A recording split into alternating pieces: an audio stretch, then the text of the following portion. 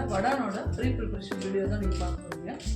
வீடியோவை கடைசி வரைக்கும் ஸ்கிப் பண்ணாமல் பாருங்கள். நல்ல யூஸ்ஃபுல்லான இன்ஃபர்மேஷன்லாம் உங்களுக்கு இருக்கும், யூஸ்ஃபுல்லாக இருக்கும். ஸ்கிப் பண்ணாமல் பாருங்கள்.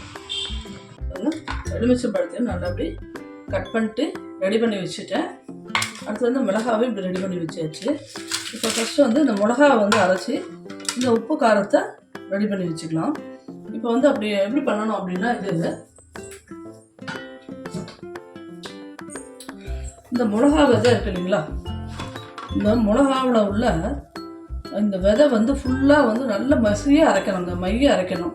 இல்லை அப்படின்னா நம்ம குழலில் போட்டு மாவை போட்டு புழியும் போது அந்த விதை வந்து அதில் மாட்டிக்கும் போது நம்ம அழுத்தினா கூட அந்த மாவு வந்து வெளியில் வந்து விடாது விடம்.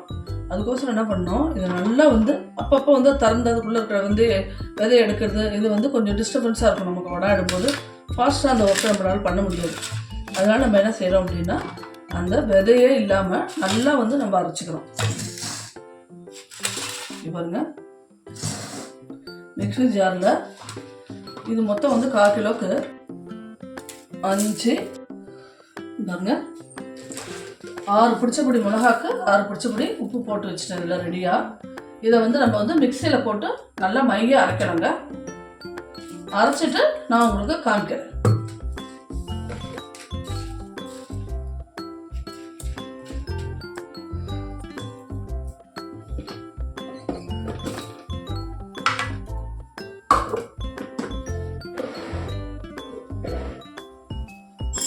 பாருங்க, நல்லா அரைச்சி இந்த ஜார் நிறைய வருதுங்க. பாருங்க, ஜார் பார்த்தீங்களா, இது நல்லா வருது. நம்ம வந்து நல்லா போட்டு மூடி வச்சுக்கணும். மூடி ஃப்ரிட்ஜில் வந்து ஸ்டாக் பண்ணி வச்சுட்டோம்னா நம்ம வடை எட்டு முடிக்கிற வரலுமே இந்த காரம் அநேகமாக போதும்னு நினைக்கிறேன். ஏன்னா நம்ம ஒரு படி போட்டோம்னா அதுக்கு வந்து ஒரு சின்ன கரண்டியால் ஒரு கரண்டி தான் போட போகிறோம். 2 படி 3 படிக்கும்போது சின்ன கரண்டியால் 2-3 நாள் போடுவோம். இல்லை நடுவில் வேணும்னா நம்ம வேணும்னா இன்னொரு தடவை இதேமாரி ஒரு 1/4 கிலோ வாங்கி அரைச்சிக்க முடியாது இருக்குமோ தெரியல, அது பார்க்கலாம். இப்போதைக்கு வந்து இது நாளைக்கு வந்து எவ்வளோ அளவு உங்களுக்கு எவ்வளோ படி மாவுக்கு எவ்வளோ அளவு அப்படின்றத வடை இடும்போது உங்களுக்கு நான் சொல்கிறேன். கண்டிப்பாக ஒவ்வொரு வீடியோவும் ரொம்ப இம்பார்ட்டண்ட்டாக இருக்கும். ரொம்ப அதை வந்து பாருங்கள், உங்களுக்கு யூஸ்ஃபுல்லாக இருக்கும்னு நினைக்கிறேன். ஆனால் நிறைய பெரியவங்களாம் இருக்கீங்க, வடைலாம் வீட்டில் இட்டுருப்பீங்க. நிறைய பேர் வந்து வெளியில் வாங்குறவங்களும் இருக்கீங்க. என்னதான் நம்ம வந்து வெளியில் வாங்கி இது பண்ணாலும் வீட்டில் வந்து இட்டு நம்மளே வந்து நம்ம கையால் கஷ்டப்பட்டு இது வடைன்றது பெரிய ப்ராசஸ் தான். எப்படியும் 1 வாரம் அந்த மாதிரி இழுத்துரும். இருக்கும்போது நம்ம பார்த்தீங்க அப்படின்னா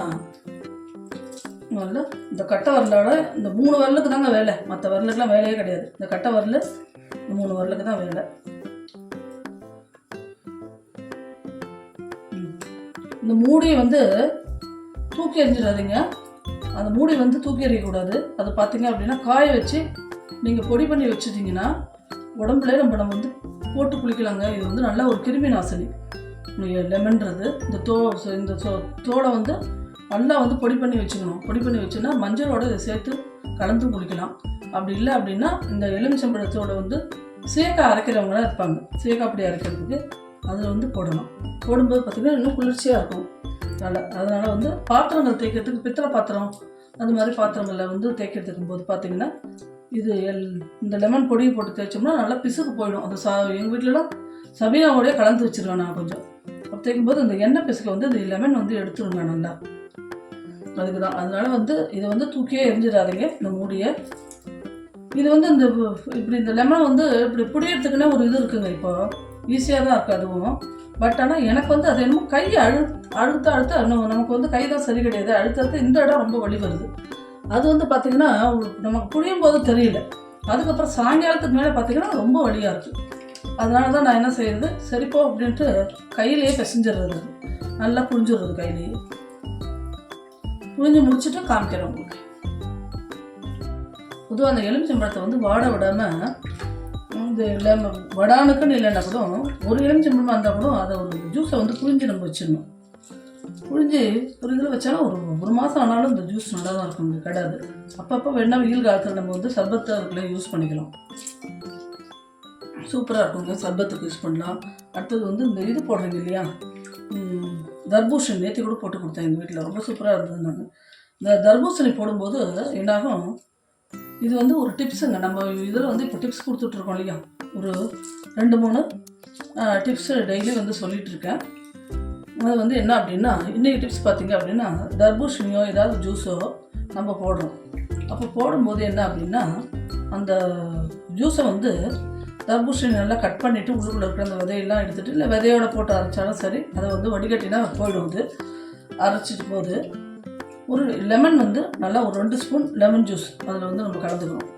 கலந்துட்டு அதுக்கப்புறம் வந்து இந்த இது இருக்கு இல்லைங்களா, இஞ்சியோ இல்லைன்னா சுக்கு பொடியோ ஏதோ ஒன்று அதை போட்டோம்னா இந்த தொண்டை சாலி கரகரங்கிறது. சில பேருக்கு ஜூஸ் குடித்தோம்னா உடனே இந்த கிளைமேட் மாறுது இல்லையா, அப்போ வந்து ஜூஸ் குடிக்கும்போது என்னாகும், தொண்டை கரகரணும் ஏதாவது செய்யும். அது அப்படி செய்யும்போது பார்த்திங்க அப்படின்னா அந்த கரகரப்பெல்லாம் இருக்காது.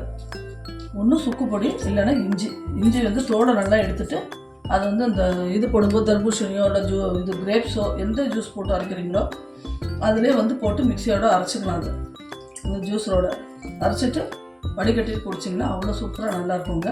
ரொம்பவும் டேஸ்ட்டாகவும் இருக்கும். இன்றைக்கி வந்து 2 டிப்ஸு. இந்த எலுமிச்சம்பழத்தோடு வேஸ்ட் ஆகாமல் நீங்கள் வந்து பொடி பண்ணி நல்லா காய வச்சு பொடி பண்ணி வச்சுக்கணுங்க. வச்சுக்கிட்டிங்கன்னா சேக்காய் பொடி போட்டு குளிக்கும்போது நம்ம அதோட சேர்த்துக்கலாம். ஒரு ஸ்பூன் சேர்த்து தலையை தேய்ச்சி குளிக்கும்போது பார்த்திங்க அப்படின்னா நல்லாயிருக்கும். தலை நல்லா வந்து என்ன ரொம்ப சில்கியாக ரொம்ப நல்லாயிருக்கும். அடுத்தது பார்த்திங்க அப்படின்னா அந்த இது சில பேருக்கு வந்து பித்தம் அதிகமாக இருக்கிறவங்களுக்கு எலுமிச்சம்பழம் தேய்ச்சி குடித்தா நிறச்சி போய்டும் அப்படின்வாங்க முடி.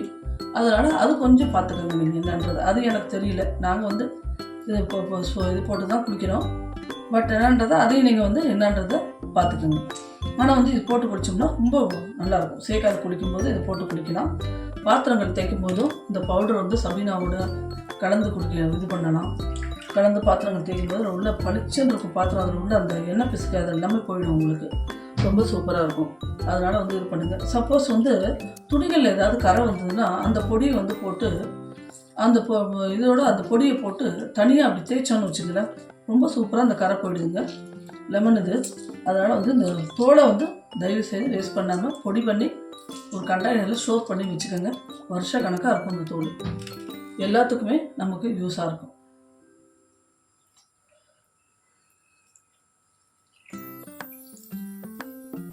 இதை வந்து இதில் போட்டு அப்படியே டைரெக்டாக ஒரு பாட்டிலே ஊற்றி நம்ம வடிகட்டிக்கலாம். வடிகட்டும் போது என்னன்னா அதில் உள்ள அந்த இதெல்லாம் நின்றுடும். உங்களுக்கு அந்த கசடு எலுமிச்சம்பழத்துக்கு புளிய வேண்டிய அந்த கசடு அந்த கொட்டை அது எல்லாமே அதில் வந்து நின்றுடும். இப்போ இந்த மாதிரி ஃபுல்லாக வடிகட்டிக்கணுங்க.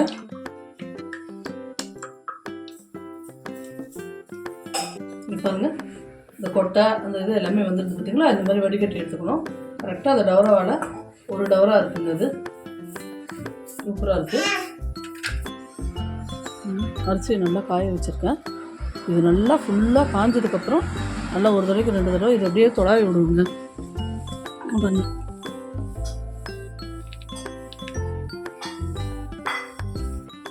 இப்பயே நல்லா காஞ்சி போச்சு அரிசி. இன்னும் கொஞ்சம் ஒரு சாயங்காலம் ஒரு 3 மணி 4 மணிக்கு இதை எடுத்துகிட்டு மிஷினில் அரைச்சிட்டு வந்துடுவேன். இதோட ஜவ்வரிசியும் சேர்த்து அரைச்சிக்கணுங்க. இந்த வீடியோ உங்கள் எல்லாருக்கும் பிடிச்சிருக்குன்னு நினைக்கிறேன். இவ்வளோ நேரம் டைம் ஒதுக்கி என்னோடய வீடியோவை ரசித்து பார்த்தமைக்கு ரொம்ப நன்றி. அதுவும் இல்லாமல் பார்த்திங்க அப்படின்னா இந்த வீடியோ ரொம்ப யூஸ்ஃபுல்லாக இருக்கும். உங்களுக்கு ஸ்கிப் பண்ணாமல் கடைசி வரைக்கும் பாருங்கள் இந்த வீடியோவை. நன்றி, வணக்கம். நாளைக்கு வேற ஒரு வீடியோவில் உங்களை நான் சந்திக்கிறேன்.